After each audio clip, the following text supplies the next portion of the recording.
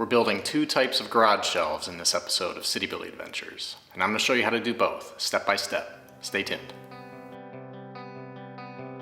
My wife and I grew up in the suburbs of Northeast Ohio, and we started our family there too. Then a few years ago, we stumbled into this dilapidated estate property that just had way too much potential to pass up. Follow along as we DIY our way through creating our dream estate, one project at a time.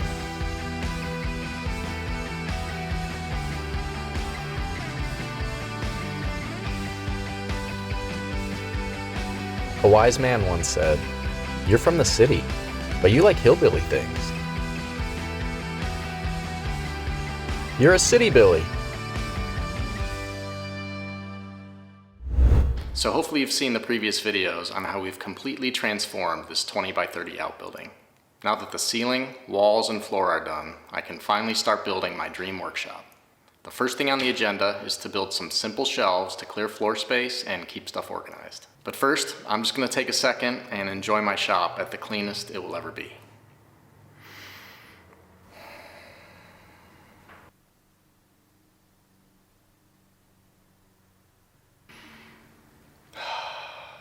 All right, let's break this down. For this project, you'll need a tape measure, a stud finder, some type of saw, a drill, and a level. And if you can add an impact driver to your arsenal, life will be even easier.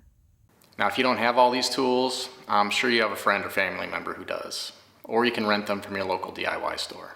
But if you think you might do more than just build a shelf in your garage, all these tools are pretty basic, and you should seriously consider buying them for future projects.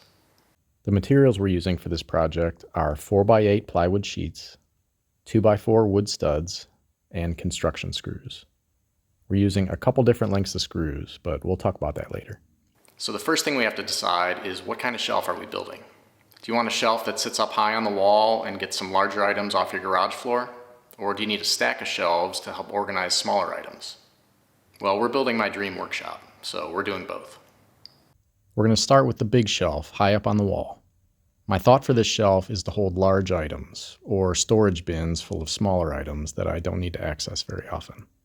I want to get this stuff off the floor and out of the way. My plan is to brace the shelves into the ceiling instead of having legs come down to the floor. Again, we're trying to keep all this stuff out of the way. The next thing I have to decide is, how big do I want this shelf to be? And there's really no right or wrong answer. I know I want my shelf to take up as much of this wall as possible, and around this wall up to the bay door. Bay door, man door. Just be sure to account for the garage door track when you're choosing the size and location of your shelves. Then I have to decide how deep I want the shelf to be. We decided to make our shelves 24 inches deep. This is plenty big to hold anything I might put up there, and since a sheet of plywood is 48 inches wide, I can cut it right down the middle and have two 8-foot sections. And finally, I have to decide how much vertical room I need between the shelf and the ceiling.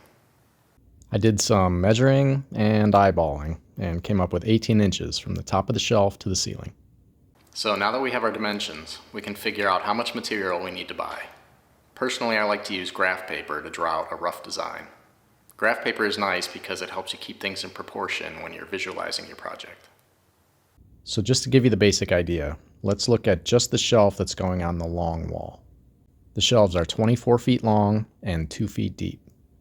These supports will be sandwiched in between the front and back plates, which are each 1.5 inches deep. 1.5 inches times 2 is 3 inches, which will subtract from the overall length of 24 inches. So each support stud needs to be 21 inches long. With me so far?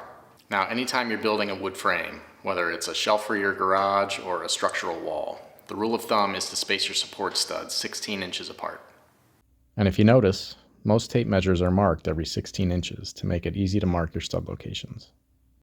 So you can either count by 16s, or you can lay out your tape measure and count the red notations until you get to the length of your project. That will give you the number of support studs you'll need. The shelf on this wall is going to be 24 feet long, so I'm going to use 3 8-foot sections of shelf. So there'll be a studded 0, then counting every 16 inches until we get to 8 feet. And since we're tying our shelf into the ceiling, we'll need another 24 feet of 2x4 to run along the ceiling joists so we can anchor the shelf into it. So based on our drawing, we can count up our studs and figure out how many of what length 2x4s to buy. We can get 4 support pieces out of one 8-foot 2x4. And one sheet of plywood will cover 2 8-foot sections of shelf. So we went to the home improvement store and picked up all our materials.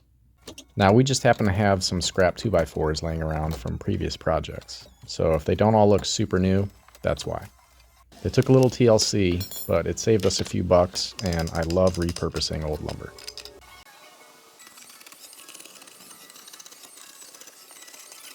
Now, a couple quick things about picking out lumber. Turning a tree into a piece of building material doesn't always result in a perfectly straight 2x4. So make sure to inspect the boards as you're picking through that giant pile of lumber at the store. You want to make sure that the 2x4s are as straight as possible. And the best way to do that is to hold one end of the 2x4 and then look down the edge. You're looking for any curves or twists in the board.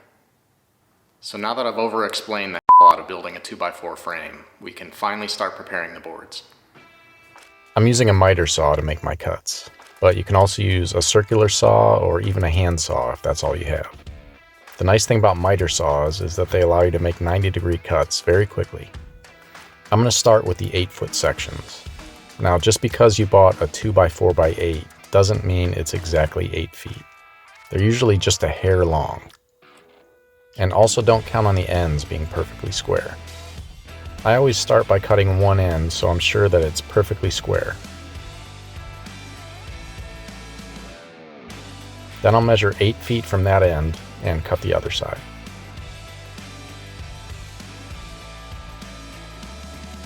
I'll do this for all my front and back plates. Now I have to cut all the support pieces, which are each 21 inches long. If you have a saw setup that includes a stop block, that allows you to make repeatable cuts very quickly. I don't have a stop block, so I have to measure each piece. You can either use your tape measure every time, or you can cut your first piece and then use that piece as a template to measure the rest of your pieces. If you do it this way, just make sure you use the same board every time to make your mark. If you don't, your marks will gradually get longer each time and your frame won't come together right. Then I use my tape measure to mark the stud locations on the front and back 2x4s. Remember that the red marks are the center of each stud. Some people just mark the center and then eyeball each stud centered on that line. But I usually mark 3/4 of an inch on either side of the red mark so I can line up both edges of the support studs. Either way is fine. Then I use a 1/8 inch drill bit and drill 2 pilot holes for each support stud. Then I lay out all my pieces for assembly. I'm using 2.5 inch screws to put the pieces together.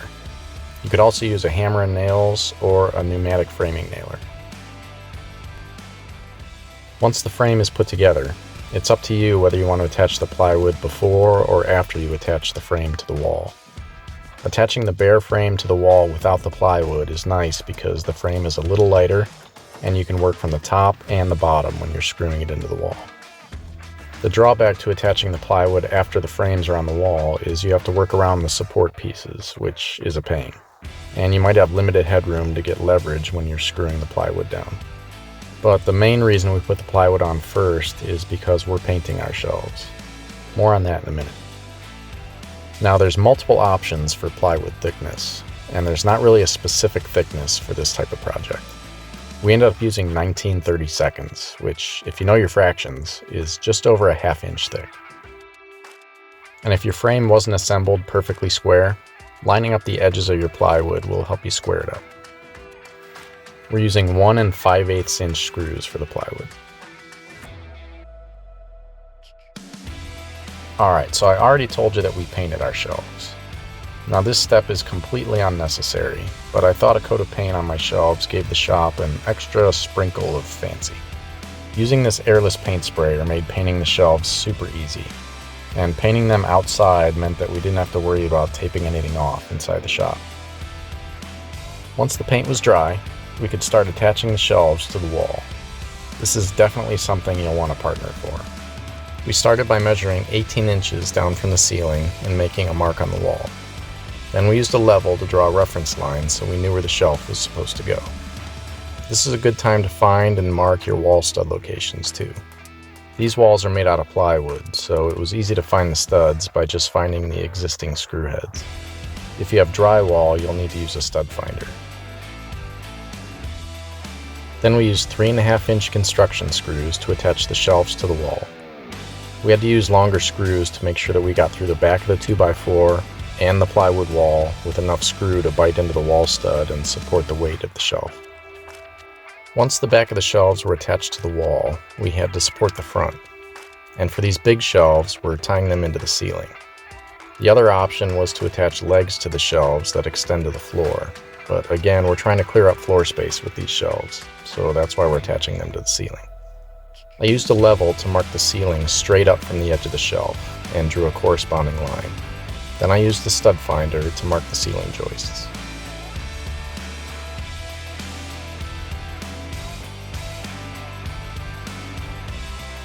Now, since our ceiling meets the wall at a weird angle, we had to cut that same angle into the edge of the 2x4 so that we could attach the support studs at 90 degrees. Once the 2x4 was attached to the ceiling, we attached the support braces. We used the level to make sure the shelves were dead flat when we attached the supports.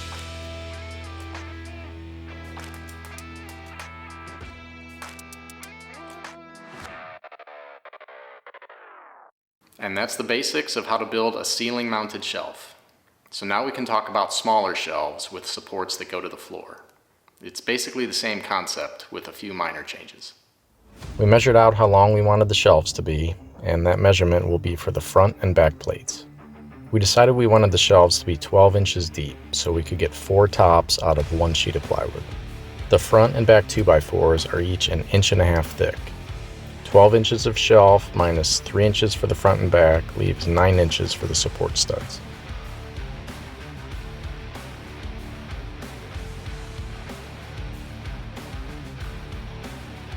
We screwed the frame together and put on a coat of paint. We marked the shelf locations with a level and noted where the studs were in the wall. Then we attached the shelves with 3.5-inch screws, just like before.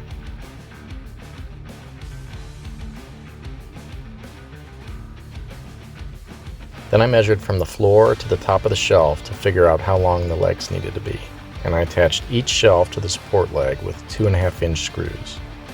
Make sure the shelves are level when you attach them to the leg. Now, since we put the shelves in the corner, we attached the right side to the wall, so a support leg wasn't necessary on that side. If your shelf is in the middle of the room, you'll need legs on both sides.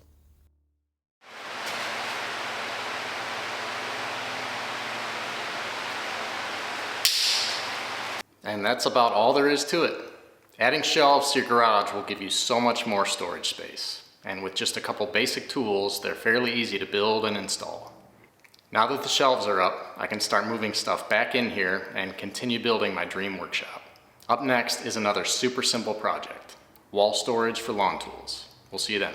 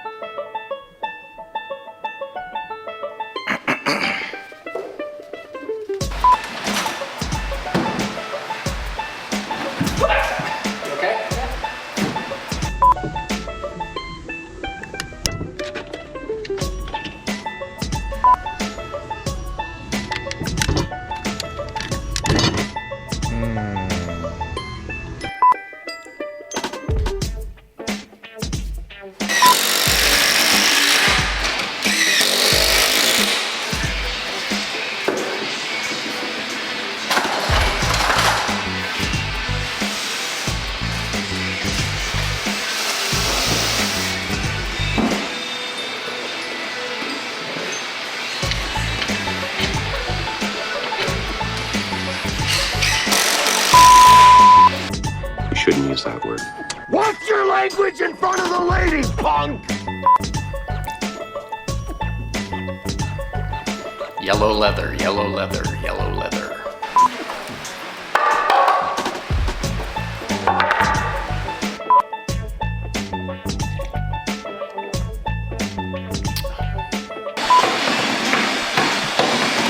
How zoomed do you want? Do you want the shelf still?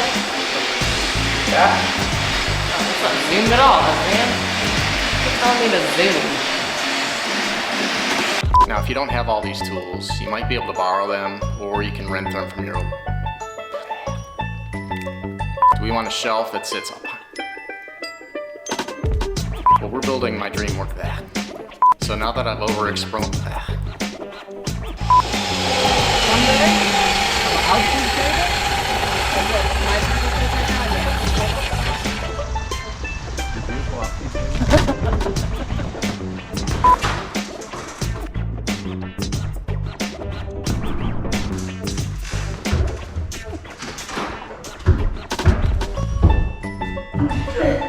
Did this go differently in your head? No, this is exactly how I thought it would go. Ready? Hurry up, man. Okay.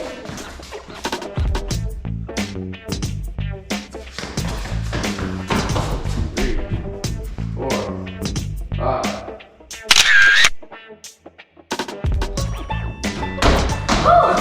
My hands are sweating. Make sure to spread your legs really wide, okay? And try to pull yourself up a little bit so your belly... Oh, That's alright, hurry up, get up there. oh.